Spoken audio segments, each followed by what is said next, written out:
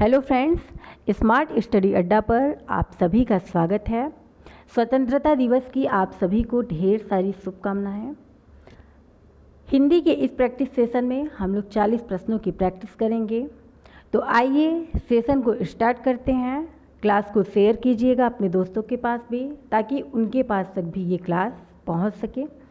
Question है, भारतेंदु पत्र कहाँ से प्रकाशित होता था? ऑप्शन है कोलकाता, बनारस, मेरठ या फिर वृंदावन।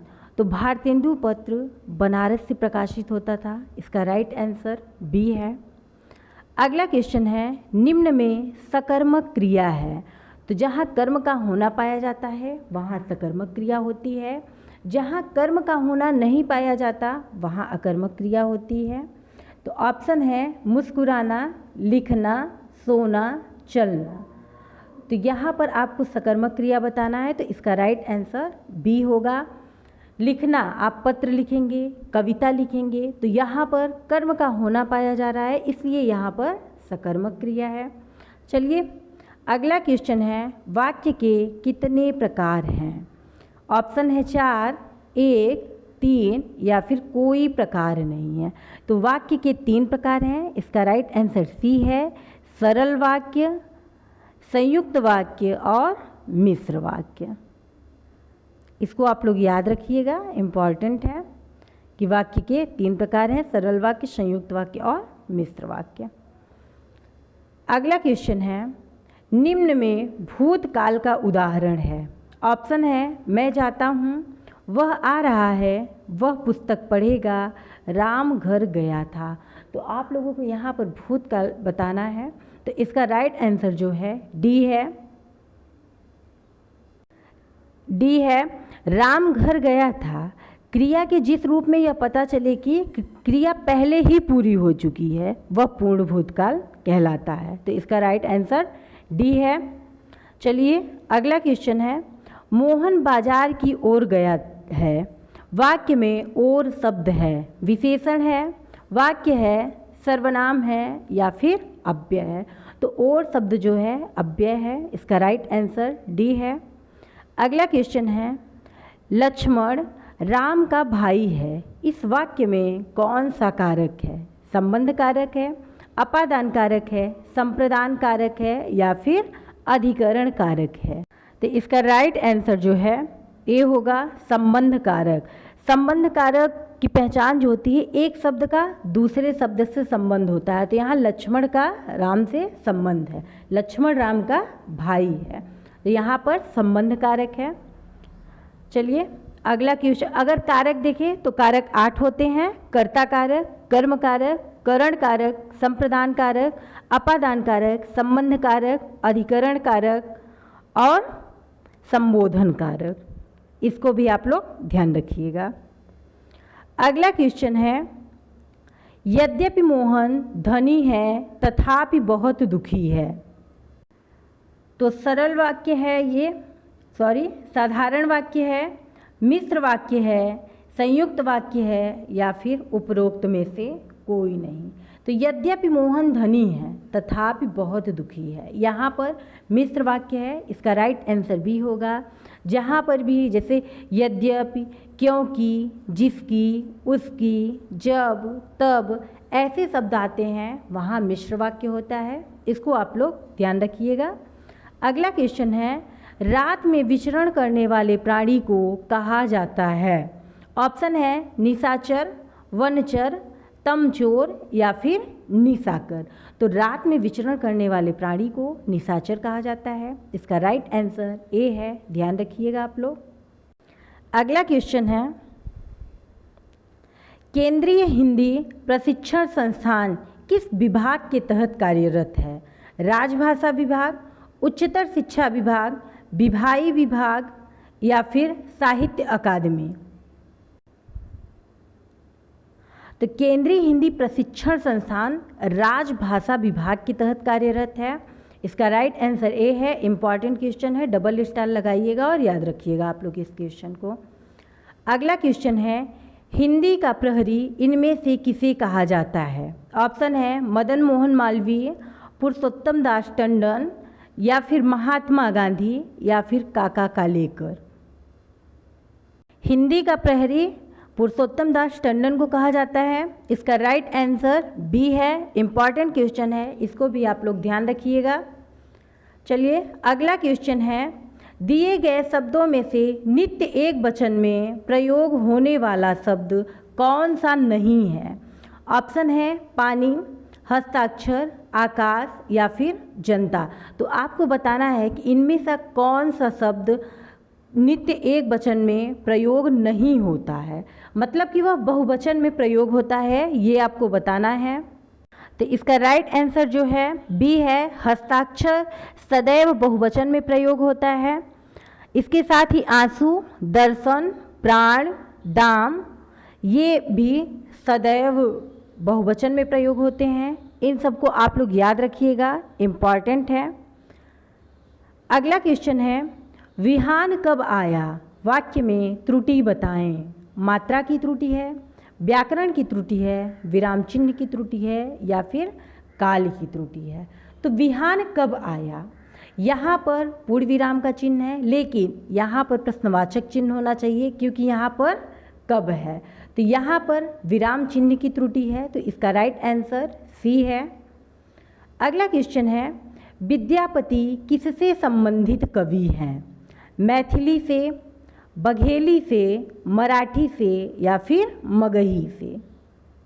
तो विद्यापति मैथिली से संबंधित कवि हैं। इसका राइट आंसर ए है। इम्पॉर्टेंट क्वेश्चन है, स्टार लगाइएगा और इसको याद रखिएगा आप लोग। अगला क्वेश्चन है, शांति का विलोम शब्द क्या है? प्रशांति, युद्ध, भलाई या फिर अबोध। तो इसका राइट आंसर जो है बी होगा, युद्ध। शांति का विलोम जो है युद्ध होता है। अगर यहाँ पर अशांति होती तो शांति का विलोम अशांति भी होता है, इसको भी आप लोग ध्यान रखिएगा। लेकिन अशांति यहाँ नहीं है, तो शांति का विलोम युद्ध है यहाँ पर। अगला क्वेश्चन है, सूर्य का पर्यायवाची नहीं है। ऑप्शन है हंस, भास्कर, सारंग, रवि। तो सूर्य का पर्यायवाची हंस नहीं होता। इसका राइट आंसर ए है, भास्कर, सारंग, रवि ये सभी सूर्य के पर्यायवाची हैं। इसके साथ ही दिनकर, दिवाकर, भानु, भास्कर, आदित्य, मार्तंड ये सभी सूर्य के पर्यायवाची हैं। आप लोग नोट डाउन कर लीजिएगा और याद कर लीजिएगा अच्छे से। चलिए अगला क्वेश्चन है, जो स्त्री सूर्य भी ना देख सके वाक्यांश के लिए एक शब्द है। शास्त्रज्ञा, असूर्यमपस्या, दुर्निवार, स्त्रैण। तो जो स्त्री सूर्य भी ना देख सके उसके लिए एक शब्द है असूर्यमपस्या। इम्पॉर्टेंट क्वेश्चन है, डबल स्टार लगाइएगा और आप लोग इसको अच्छे से याद रखिएगा। अगला क्वेश्चन है, सज्जन शब्द में समास है। द्विगु समास है, कर्मधारय समास है, तत्पुरुष समास है या फिर द्वंद्व समास है।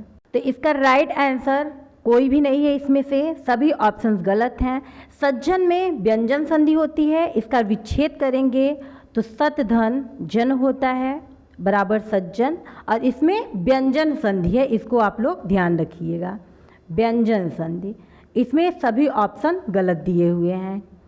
चलिए अगला क्वेश्चन है, सरस्वती पत्रिका के संपादक कौन थे? हजारी प्रसाद द्विवेदी, महावीर प्रसाद द्विवेदी, भारतेंदु हरिश्चंद्र, राजा शिव प्रताप सिंह हिंद।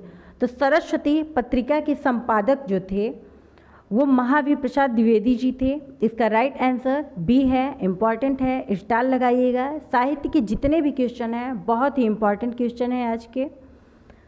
अगला क्वेश्चन है, सर्वनाम का भेद इनमें से कौन सा नहीं है? गुणवाचक, प्रश्नवाचक, संबंधवाचक और निजवाचक।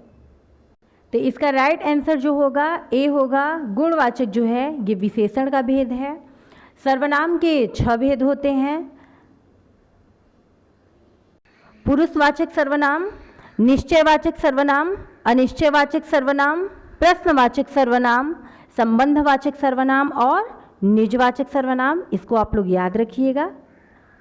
चलिए अगला क्वेश्चन है, इनमें से कौन सा संख्यावाचक विशेषण है? ऑप्शन है गरीब, कैसा, कुछ या फिर सफ़ेद।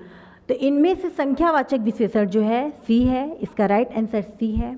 कुछ होता है जो ये संख्यावाचक, मतलब कुछ यहाँ संख्या है लेकिन मतलब पता नहीं है कि कितनी संख्या है, ठीक। तो इसका राइट आंसर सी है।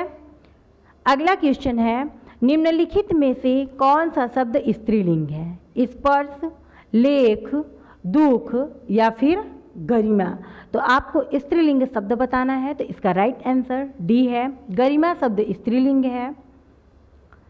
अगला क्वेश्चन है, जो शब्द संज्ञा की विशेषता बताते हैं उन्हें क्या कहते हैं? ऑप्शन है क्रिया, बी है क्रिया विशेषण, सी है सर्वनाम, डी है विशेषण।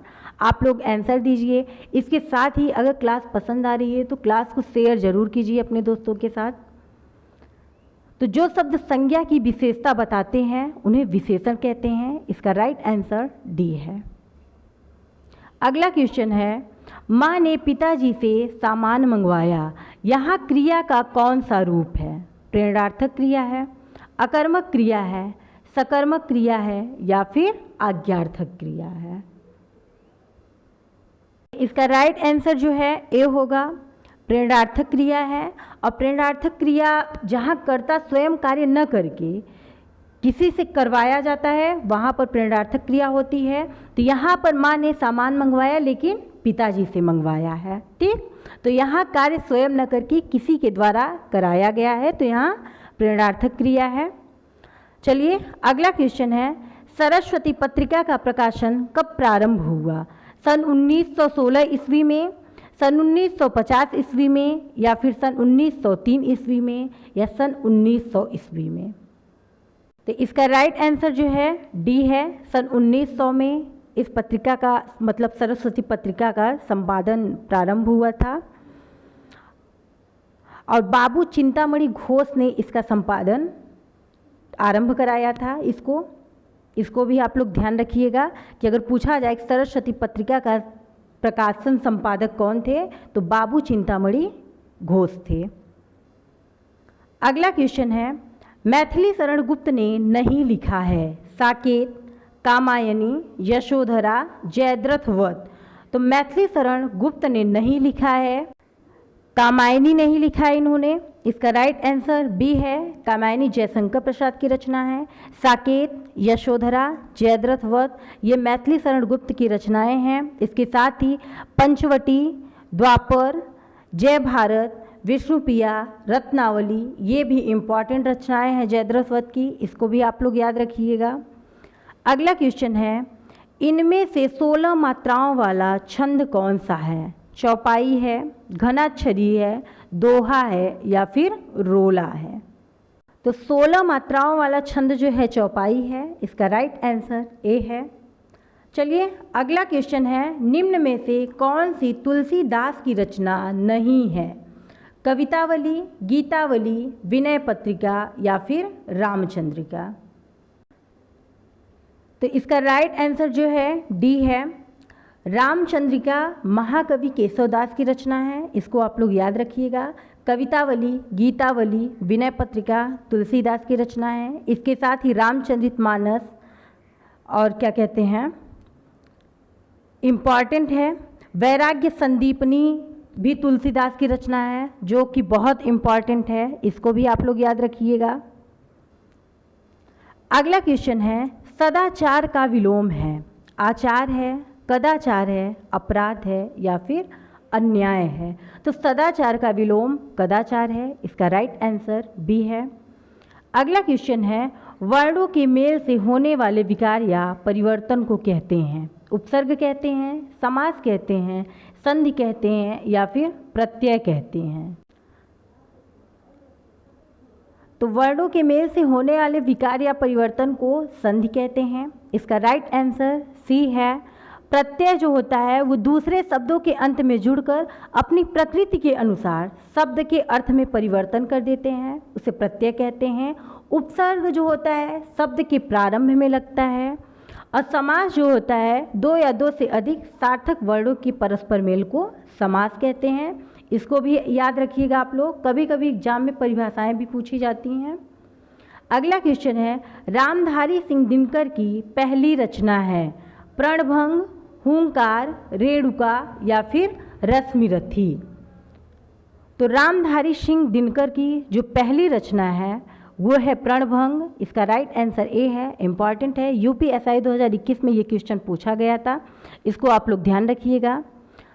अगला क्वेश्चन है, अंतर्राष्ट्रीय मातृभाषा दिवस कब मनाया जाता है? ऑप्शन है 15 अगस्त, 23 फरवरी, 26 जनवरी या फिर 10 जनवरी। अंतर्राष्ट्रीय मातृभाषा दिवस जो है 21 फरवरी को मनाया जाता है, तो यहाँ आप लोग 23 की जगह 21 कर लीजिए, टाइपिंग में थोड़ा मिस्टेक हुआ है। चलिए अगला क्वेश्चन है, भारतीय भाषा परिषद कहाँ स्थित है? कोलकाता, वाराणसी, नई दिल्ली या फिर मैसूर। भारतीय भाषा परिषद जो है कोलकाता में स्थित है, इसका राइट आंसर ए है, इम्पॉर्टेंट क्वेश्चन है, इस पे आप लोग स्टार लगाइएगा। अगला क्वेश्चन है, इनमें से कौन सी बोली पहाड़ी बोली नहीं है? जौनसारी, कुमाऊनी, गढ़वाली या फिर मालवी। तो आपको बताना है कि इनमें से कौन सी बोली पहाड़ी बोली नहीं है। तो मालवी बोली जो है ये पहाड़ी बोली नहीं है, जौनसारी, कुमाऊनी, गढ़वाली ये सभी पहाड़ी बोली हैं। मालवी बोली कहाँ की है? इसका आंसर आप लोग दीजिएगा कमेंट बॉक्स में। अगला क्वेश्चन है, स्त्री शब्द का बहुवचन बताइए। स्त्री, स्त्रियाँ, स्त्रियों या फिर स्त्रियों। तो आपको बताना है कि स्त्री शब्द का बहुवचन क्या है। यहाँ पर आप लोगों को बहुत ध्यान से उत्तर देना चाहिए, क्योंकि थोड़ी सी मिस्टेक करने पर आपका आंसर गलत हो जाएगा। इसका राइट आंसर जो है बी है, स्त्रियाँ। अगर आप लोग इसको टिक करेंगे गलती से भी तो यहाँ आपका गलत हो जाएगा। आपको हमेशा याद रखना है कि इसमें छोटी की मात्रा रहती है। अगला क्वेश्चन है, अंधा युग इनमें से किस विधा की पुस्तक है? इंपॉर्टेंट है, स्टार लगाइएगा। साहित्य के जितने भी क्वेश्चन रहते हैं मोस्ट इंपॉर्टेंट क्वेश्चन रहते हैं, जिनकी की संभावना होती है एग्जाम में आने की। ऑप्शन है काव्य, नाटक, एकांकी या फिर गीत नाट्य। यहाँ पर गीति नाट्य होगा, दोनों एक में रहेगा, तो इसका राइट आंसर जो है डी है, गीति नाट्य। अंधा युग जो है ये धर्मवीर भारती की रचना है, इसको भी आप लोग याद रखिएगा। अगला क्वेश्चन है, हिंदी वर्णमाला में ऊष्म व्यंजन कौन से हैं?